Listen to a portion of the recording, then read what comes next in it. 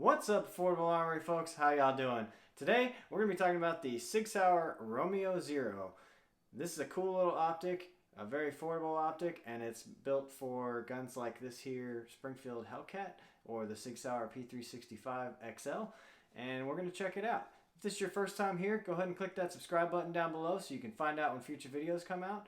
And without further ado, we'll roll the intro and we'll get into the video.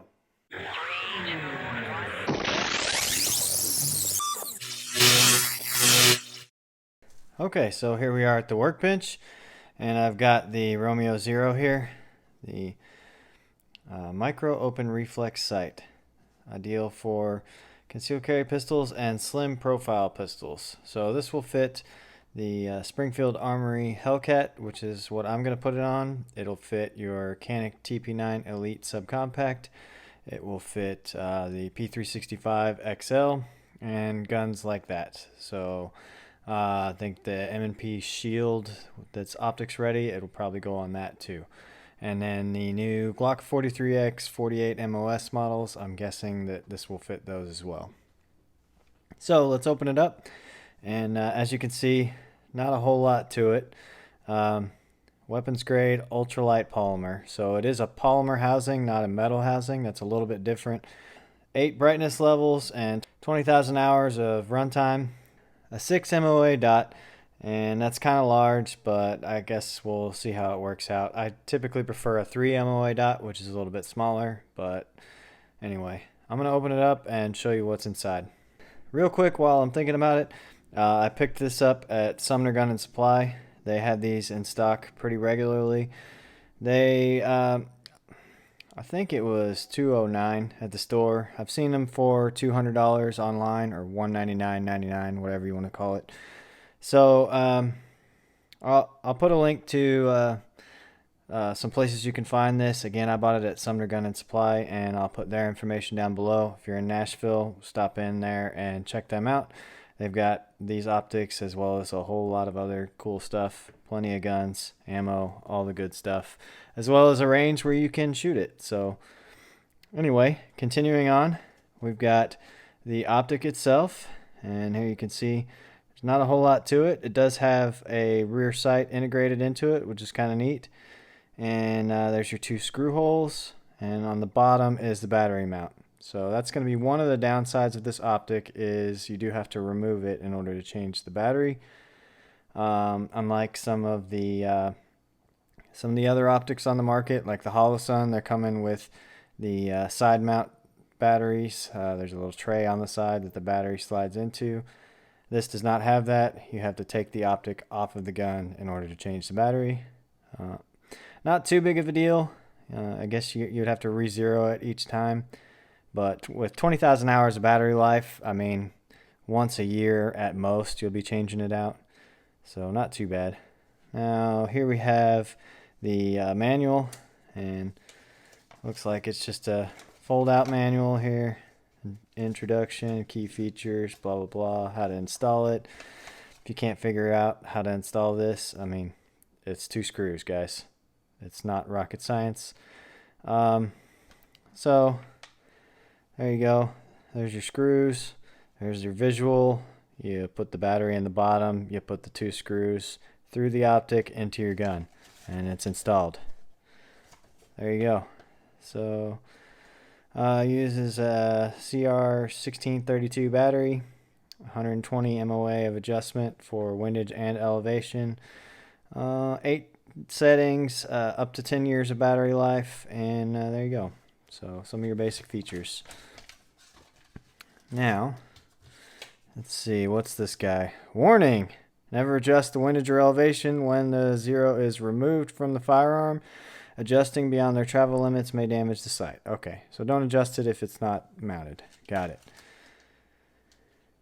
And we got a little baggie here. What's in the baggie? We'll dump it out. You've got a little "Don't Steal Me" magnet thingy. You've got some, looks like 3M sticky tape, and you've got, let's see, here's all your screws, Here's some more of the screws, and here is your battery. And then they also included a couple of wrenches, which I'm assuming is for, this one would be for adjusting your windage and elevation, right there, and right there. Oh, there it is, right there. And then the other one is for the mounting screws. So there you go. I'm going to go ahead and get this thing mounted and show you what that looks like, and then I'll head to the range and test it out. One last thing before I mount it, I forgot to mention, this right here, this little tab, that is your brightness adjustment button. So it's right in there by the face of the optic. And I guess you press it a bunch of times and it goes up. I don't know how to make it go down. We'll figure that out as we go along. But just wanted to show you that real quick, and now I will mount it. Okay, so I got this thing mounted and it's on there, but right off the bat I discovered a problem. So look at that right there. It's kind of, this thing is loose on the front, and when you do that, yep, it's already gone off. So what happens is this front comes up, and the battery, which is on the bottom, comes partially out, and the optic turns off. So as you can see, no dot. And then push it down, there's the dot. Pull up on it, dot goes away. Push down, there's the dot. That's a problem. So I did a little bit of research, and apparently this is a common problem. So I'm going to show you the solution, and hopefully it works. Okay, so the Romeo Zero comes with 2 sets of screws. One set is specifically made for the P365 XL, and then it gives you another set for other guns. So this is obviously that other set, and from what I read on the internet, these are too long for the Hellcat with the Romeo Zero. Now, the ones that the guy on the Armory post, Armory Outpost or whatever, the Springfield forum, he posted that these work. So what you're looking for is M4.7 by 10 socket screws. So I'm going to try these out. I'm going to go ahead and install them, and they look to be the same length to me, except that the top portion is a little bit, it's going to stick out at the top. So I'm hoping this works. We'll see here in just a second. Okay, and just so you can see, here are those 2 screws side by side. The one on the left is the one that came with the optic. The one on the right is the one that I bought at Lowe's. And as you can see, the top portion is going to stick out a little bit. It's not going to be flush like the ones that come with the optic, but you can see that the threads are in fact just a little bit shorter. So hopefully this is going to work. Okay, so I put the new screws on, and as you can see, they do stick out at the top.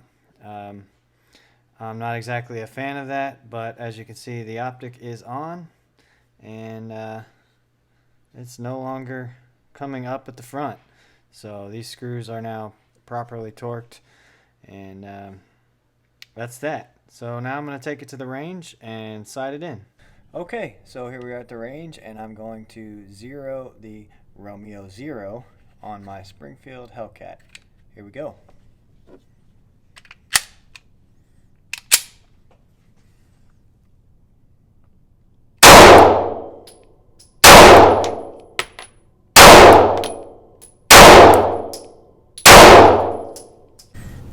And none of those was on the paper. The target said 10 yards. That's pretty bad. So I'm going to put the dot over the front sight and go from there. So hold on real tight, and I'll get back to you. Okay, so there's no clicks when you adjust it, so it was a little tricky.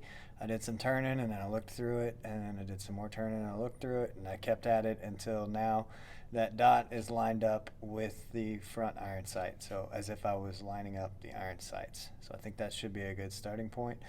If I can't hit it, then we got a serious problem, because I know I can hit it at 10 yards with just the iron sights.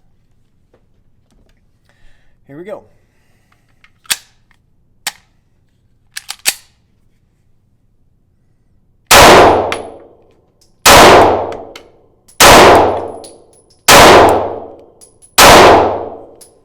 Okay, low and to the left, so I'm going to make a few adjustments, and we'll go from there. Here we go.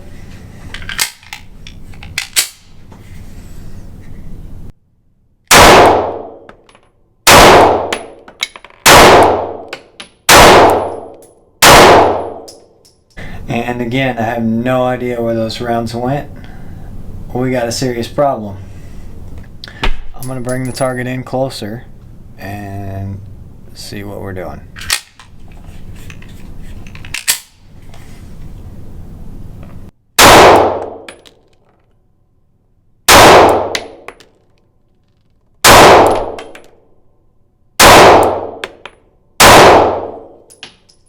Yeah, low and to the left. So I'm thinking I'm missing off the paper low and to the left when I'm at 10 yards. That's pretty bad. I mean, I know low and to the left is how right-handed people typically miss, but and maybe I just haven't spent enough time with this gun. Again, I haven't done a full review on this yet. That's coming. But I'm a competent enough shooter that most of the time when I miss low and to the left, it's slightly low and to the left. It's not off the paper low and to the left. So I'm greatly disappointed in what's going on.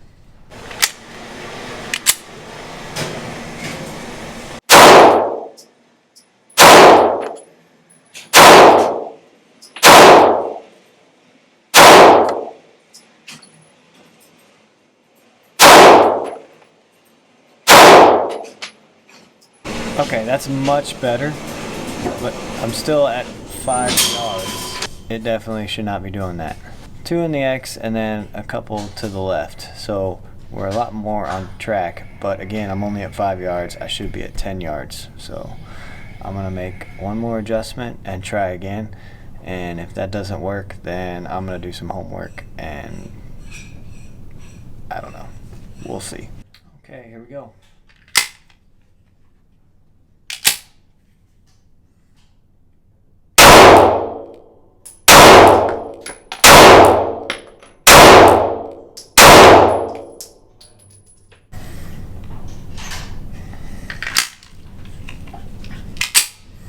I'm gonna shoot at a clean target and see what happens.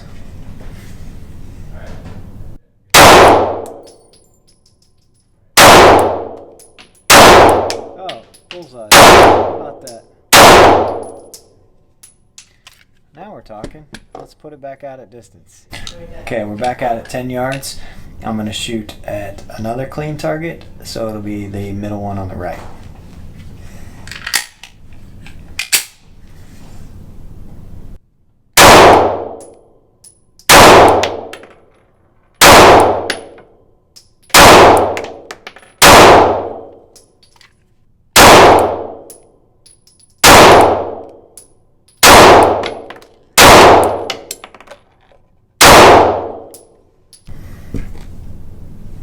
Yeah, got some homework to do. Okay, so before I get into the target here, I want to make something a little bit clear. I should have been shooting from a rest, okay? My shooting here is probably not a good representation of two things. One, the quality of the red dot, and two, my capability as a shooter. So now that that's out of the way, let's talk about how this optic did. First of all, you saw my first couple shots. I didn't even hit the paper, and I was like, holy crap, this is bad. And I moved the dot around and got some on paper, and I still wasn't happy. So I moved the thing to like 5 yards. It was at 10 yards. I moved it closer to 5 yards, and then I was able to get some on paper. So then I started making adjustments, and I got closer to the center. And I was like, okay, now I'm getting closer. And so then I did these shots here, and that was looking pretty good. And then moved it back out to 10 yards and got that. So I was missing low and to the left. You can see I missed one really low and to the left. So some of that is I need to work on the trigger press on this gun. Some of this was, like I said, I should have zeroed it from a bench rest position, or at least a more stable position. I was shooting standing unsupported, and you know, maybe that was me being a little bit cocky, thinking, oh, I got this, whatever. But I mean, I'm on the target, just not clearly where I want it to be. Again, I don't feel like this is an accurate representation of the capabilities of this optic. I think that was my bad for how I went about it.